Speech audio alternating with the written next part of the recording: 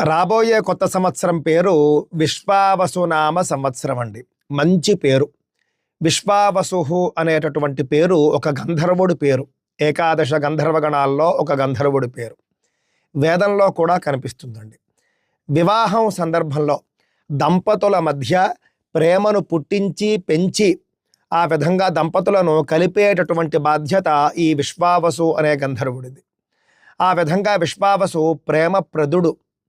మంచి పేరండి. అంతేకాదండి, విశ్వావసు అనేటటువంటి పేరు మహావిష్ణువుకి కూడా వర్తిస్తుంది.